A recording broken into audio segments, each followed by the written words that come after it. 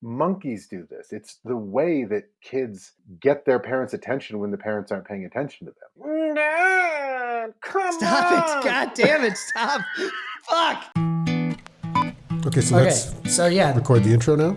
So what did Milkless? Because I think we start with the name. Two dads, we love our kids, but then we also need them to know that we're like pretty cool and it's not like a wimpy podcast. So, hey, hey, Milkless. Hey, welcome. Hey, Milkless. Call the audience, Milkless. What's up, Milkless? Max coming at you. What if that's it? That's our first take. On this episode of the podcast, we're going to be talking about whining. It's the fucking worst, man. How do we get less of it in a way that's maybe also kind of like good for our kids? We're going to try to figure it out. Here we go. All right, Matt, today we are talking about whining. Probably want to hear the most annoying sound in the world? Like basically, Oh my God. It is designed to absolutely be grating. You know, that sound he makes in Dumb and Dumber, I feel like is based on a whine. Yeah, 100%. And whining is the most annoying sound. It's actually been proven. And let's just get into a couple studies to kind of round us out here before we dive in. So round us out before we dive in. I like it. Yeah. You make a good splash that way. You know, let's put on a motivational poster. Yeah. Let's round it out before we dive in. Sorry, I'm fucking up your flow. So 26 parents, 33 non-parents. Asked them to do simple problems, math problems, while listening to various human sounds. I think they heard like a table saw, really annoying sounds. But the whining was the most distracting, even more than like infants crying. More than actual crying. Oh, yeah. And monkeys do this. Baby monkeys understand that this annoying sound of like a higher pitched, whiny sort of cry gets a faster response from the mother, even in public, because the rhesus monkeys know that it is so annoying to everybody else that they attend to their crying, whining infants faster when there were other people around. They're like apologizing to the zoo patrons. They're like, I'm sorry, guys. I know this is fucking rough. Yeah, kids having a moment. So you can't just ignore it. Yeah. Because it is scientifically designed through millions of years of evolution to elicit a fast response from the parent. Yeah. So what is the goal here? Because I can't handle it, to be honest. We're getting a lot of whining these days, and I don't always handle it that well. I don't fucking like it, man. I can't figure out why. I mean, it's kind of nice to know that it's so biologically just like engineered to fucking wind you up, because I'm surprised by how quickly it's frustrating. But I always have a hard time putting my finger on why I'm immediately so pissed off. It's nature. And it also doesn't feel good when you're doing that good thing, you're being that good parent that you want to be. And then, you get that whine and it does something to you. And even if I'm going to do a fake whine, okay, even though a fake whine is coming here, just tell me how it makes you feel. Oh, Matt, Daddy, come on. No, I don't want to. Did you say Matt Daddy? That was horrifying. I said Matt at first, and then I was like, you switched into character. Well, I'd say that part of it was pretty grating. But you know what I mean? It's so fucking rough. Even hearing it come out of my mouth, it's just like, yeah, it is disgusting. Does it ever feel to you like, because you were talking about when you're doing that good dad thing, when you really feel like you're in the zone and you're taking good care of them, and then you get the whine, it feels like an accusation almost, or like you are not taking care of me. You know what I mean? Yeah. Like that's, I think, and it's like, no, you're so fucking fine. But then also all this weird baggage shit gets dragged up with it. Like, I start to feel like a 1950s dad is like, you don't know how good you have it. Uh-huh. Like, you're whining about this. That's not something to want. Sure. So like, we're going to talk about some strategies today on how to deal with it. I think we both have a few strategies that work for us when we're doing that good thing. But I think it's good to just lay it down that it is normal to literally have your blood boil when you hear that sound. If not, you are likely about to like commit a mass murder or something. You're like, if it doesn't fire you up, you're a bit of a sociopath. Yeah. It also seems to be just really, really pervasive with kids. It just seems to be. I mean, are there even kids that don't sometimes drop a whine on you? I mean, I don't. It just feels like instinctual. And then you did some research. You looked into it. A lot of the stuff is just all about how to get it to stop happening. Yeah, I was bummed out because what I was looking for was like the psychology of whining. Like, why do people whine? So all my searches were like, what is the motivation behind whining, whatever. And everything that came back was just like how to stop your kid from whining.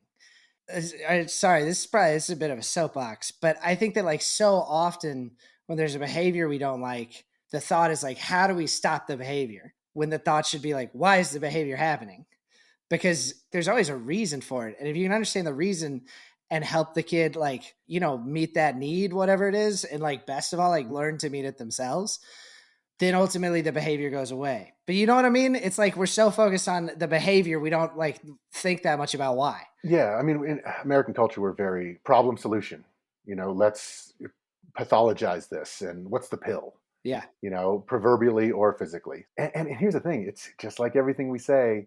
What's going to come down to is there is no one size fits all solution, and there's going to be some things that might sound like horrible solutions, but may actually work in certain things. For example, there was a New York Times article. It said 3 things. 1, ignore. I like your New York Times voice. Yeah, ignore the behavior. Okay, we'll get into like maybe how that could work and also how that could be totally toxic and bad for the kid. Identify ahead of time and then beat them at their own game. This grandfather would like whine right back at them. What does identify ahead of time mean? Basically exactly what you said.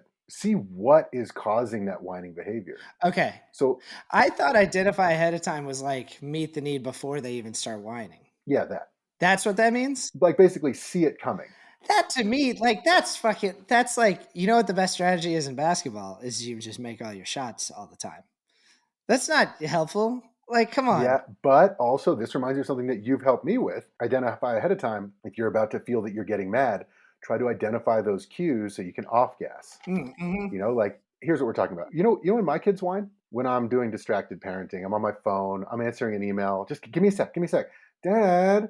And then I can feel it coming, but I ignore it because I'm like, just let me finish this. Just let me finish this. Yeah. Oh, Dad. Yeah. And then that's when I go nuts here. I mean, if a kid whines and you're being that great parent, it's easy to deflect. It's when you're kind of like, you almost don't even see it coming. Yeah. And then that's when I explode on them. And then it's like, oh, now I feel bad. So identify ahead of time is like know the early warning signs that are the progression to like proper whining. That kind of makes some sense, I guess. To your point, you said that a need isn't being met. Yeah, right. Yeah. I think that like you hit on, I did eventually find some things that were about the motivations for whining, because whining is something that can use for some people into adulthood. It takes on a different form. Yeah. I heard this one guy, he said, negativity is fossilized whining. Oof. Which is a fucking cool way to think about it. That like somebody who never is able to like check that behavior as a kid can become a negative adult who feels generally victimized by the world. Yeah, or those like constant complainers where Yeah. it's like that's kind of their thing. Yeah. It's just like, let's just complain. And you know what they don't do? Change anything. Yeah. You know what I mean? They're the ones that like you give advice to and you keep having the same conversation. And then, yeah. Anyways, one of the things that you hit on with the phone parenting or the whatever the form of distracted parenting is one of the main reasons that kids whine is that they just feel like they don't have your attention. Because there's times when like my daughter will be like, I'm thirsty. And it's like, baby, you've been getting your own water for years. There's this thing, I'm maybe speaking out of turn, but it may be like a dated theory, but this idea of pinging, that kids kind of orient themselves around their parents in some way. So throughout the day, they'll just ping you. Does that make sense? Like a sonar. Sure. And they kind of like that. It's kind of a check-in for them that like puts their feet on the ground. And if they're pinging you and you're on your phone, then that like fucks them up. Yeah. And so they might just choose something totally arbitrary to whine about just for the reason that they don't have your attention. No, 100%. And I think that happens, let's say 50-50. 50% of the time, I'm causing the whining because I'm on my phone or distracted and ignoring these semi-obvious warning signs. And you can feel that whine escalating. Hey, Dad. Hey, Dad. Dad. Dad. And then it just goes and then something not good happens. Just you doing that, I'm a little pissed off now. But then there's another one where you are being good. And this is the one that I actually do believe in the quote, ignore. There's an age right around 2.5, 3.5. They'll just whine when they have your attention. And I think their needs are being met. And in those ones, what I say, and tell me if you disagree, I say, you know what? It's a little tricky for me to understand you when you talk like that. You say it a little bit of a nicer way. I can't really understand what you're saying. And she's like, oh, can you get me water? And then I jump around like a court jester. Sure, of course, I can get you water. Just to kind of like, Yeah. it's a little bit weird to kind of be like, can you say it good? But by doing that a few times, But see, the only like I all right, I'm gonna split hairs. yeah, please, I don't think I have a problem with the concept in general. I don't think I've said it that nicely. I've said like, sure, you're gonna have to ask me that in a different voice. right, I wouldn't tell him that like I can't understand you just because you can. Like I don't want to kind of like make up a workaround. You know what I mean? It's because that's kind of like avoiding the confrontation of it almost. I'm really splitting the hairs here. yeah. But what about this? Like, what if they like kind of whine and tell you, "Get me water"? What I would say is like, "Oh, can you ask me to get you water?" It feels a little like gatekeepy, but that's how all of our kids are very polite. But I'm not yelling at them. You better say it nice. Yeah. I'm like, oh, hey, bud, I'm having a hard time. Is there a way you can ask me to get you water? Yeah, I think that's the way to handle it because you don't want to respond to the whine, but you do want to help them meet their needs. Sometimes it's still the answer is still like, you know where the water is. Yeah. But this situation you're describing to me was another of the kind of like big category of motivations that seems to motivate whining. And there's kind of a physical aspect to it, and then there's like an emotional aspect to it. So the physical aspect to it, have you ever heard that like I think it's maybe an Alcoholics Anonymous thing, but I could be wrong about that. Halt. Don't make decisions if you're hungry, angry, lonely, or tired. Mm-hmm. And I think it also applies to your children. Yeah. So I think that like a lot of times when I am actually doing a good job and I get the whine, she's just fucking tired. Exhausted. Or she's Yeah. just so thirsty. She's like, I can't even make it out of this chair to go get my water. And tied to that is a feeling of, and this is, I think, the other big thing that goes into it is like a feeling of helplessness. Yeah.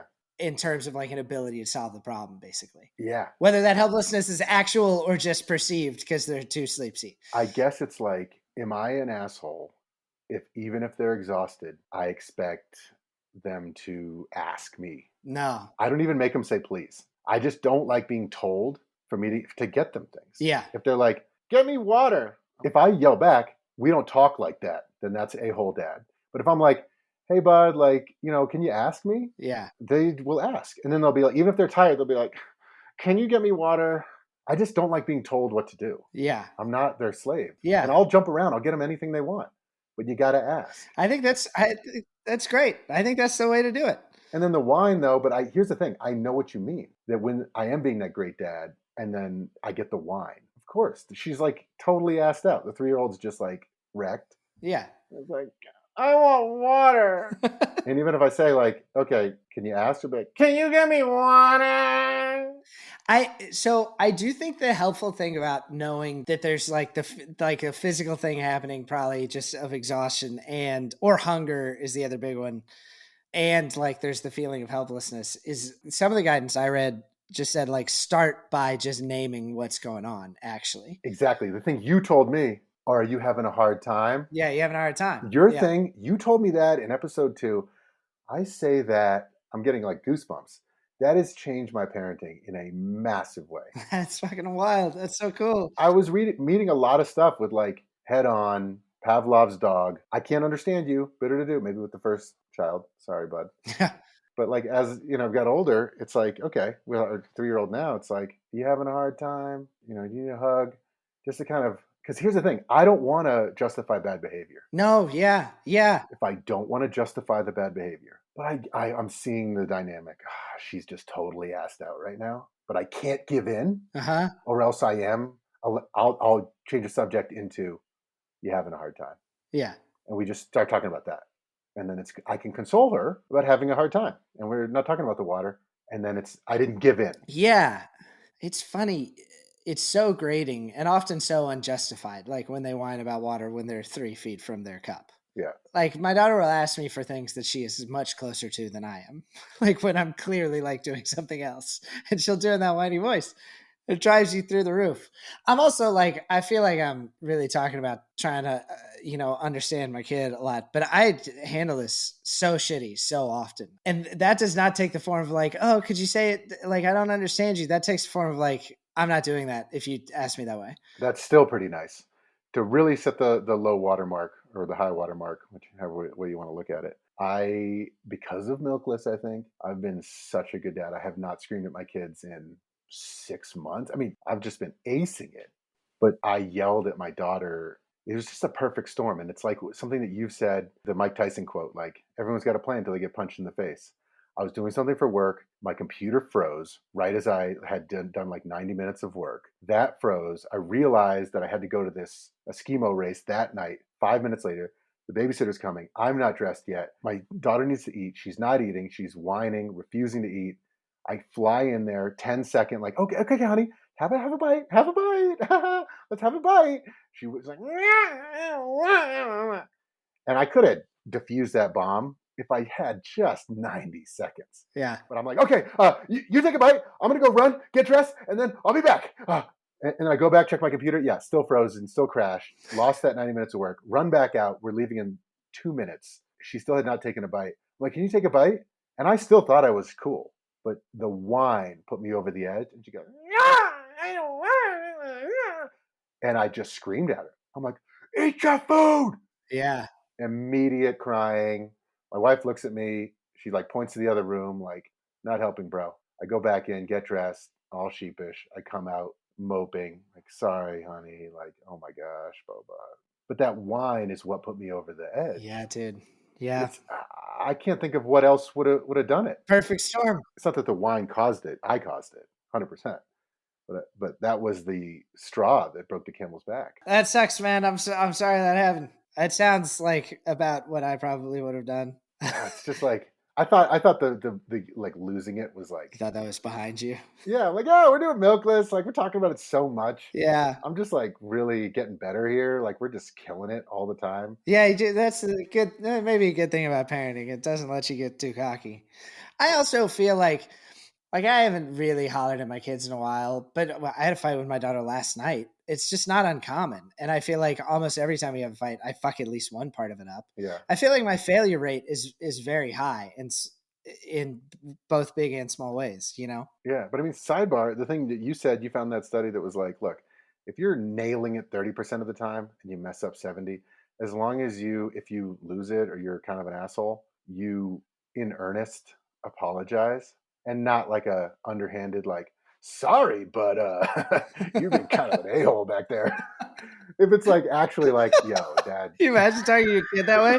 Sorry, bro, but you were being a bit of an a-hole, man. Maybe when they're 14. No, but the 4-year-old version of that is like, hey, sorry, but like you should not have done that. Yeah. That's not an apology, as opposed to like, yeah, yo, I blew up there. That was totally not cool. You know how in Catholicism, if you repent, you're just good. Yeah. If you go and like confess and repent, then like whatever you did is cool. Yeah. I just felt like if that's true, that's a great like get out of jail card, right? Yeah. That's like what apologizing is for a parent. Yeah. You're allowed to fuck up if you're good at apologizing, because you're gonna fuck up either way. This is an episode about whining, by the way.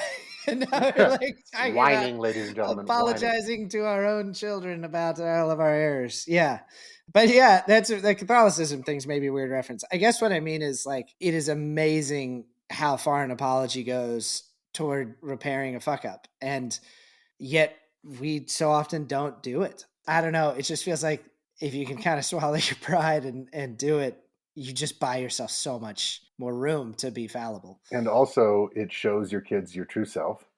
Anger is a normal human emotion. It can't be part of the plan, but if you do something that you wish you hadn't and you apologize in earnest, that also shows your child that, look, anger happens, and you just don't want to raise a kid who gets mad and then doesn't know how to clean it up. Totally. Anyway. Well, I mean, I think that's like a really good reason to work hard on kind of conditioning your own responses to whining, because like it does fucking wind you up that much, and it is often the beginning of a conflict. Like a lot of like fights start with whines. Well, I think the thing to bring it back to is like what you had said at the beginning. It is always caused by something.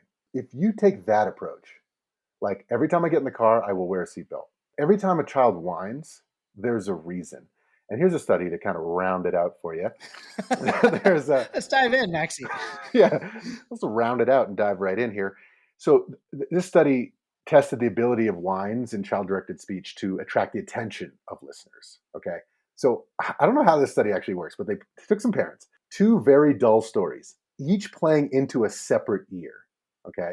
And one of them, the reader would whine occasionally, but they told them that's the ear to ignore. Don't listen to that story. You're going to be tested on the other ear, right? This sounds like torture. 100%.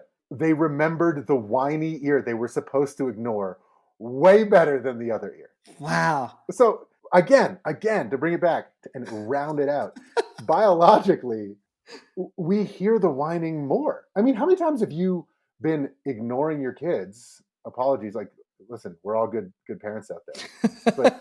But sometimes we all ignore our children. Yeah. You're cooking dinner, whatever. Yeah. And you're just like, yeah. You kind of have a natural response where you're just kind of accidentally stiff-arming them. Dismissive. Yeah. Yeah. One sec, bud. One sec.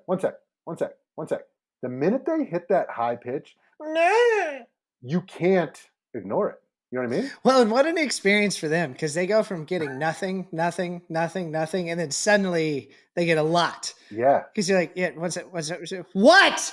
And they're like, Jesus, that came out of fucking nowhere. At least I got a big response from the big guy. Yeah, because like I'm pinging this dude and I'm getting nothing back. I need something. Yeah. I mean, it's funny because it's like, I feel so often like when we talk about the ideal ways to do things, we end up blaming ourselves for a lot. Like it is a trying thing about kids that they do this, and it can feel like very lazy, and it can feel like an accusation, and it just is rough. But ultimately the reason that I'm trying to like figure out what she needs is not to like put what's better for her before what's better for me. It's like the more I can figure out what she needs, the quicker I can get her to shut the fuck up and talk like a normal kid again. You know? Well, yeah, but I mean, honestly, you're right. It's literally just like, there's a reason for this, because a lot of times when your kid is whining, stop it. God damn it. Stop. Fuck. Is that literally, before I learned a lot of this about whining, I just literally was like, in the back of my mind, I would never say this, but it's like, this kid's just being a fucking asshole. You know what I mean? It's just so annoying. Yeah. That it's hard if you don't have the knowledge that like, yo, this is like, monkeys do this. It's the way that kids get their parents' attention when the parents aren't paying attention to them, just biologically. Yep. They're not like a total a-hole. Yeah, they just can't. Like, it's funny that there's like, when I'm really hungry, I'm grumpy, but I can still go about my life. Yeah. When my daughter's really hungry, the wheels come off, man. Yeah. Like, she can't operate under those circumstances. And that's just a thing that is, I guess, tough about being a kid and tough about being a parent. So yeah, what does it all mean? Whining is frustrating, and we're allowed to be frustrated by it, but they're not just doing it to piss us off. They're doing it because they need something, and you toughen them up by teaching them how to take care of themselves, not by not giving them what they need. Yeah. Quicker we can figure out what that is, the quicker we can get them to stop and go back to being a likable human child.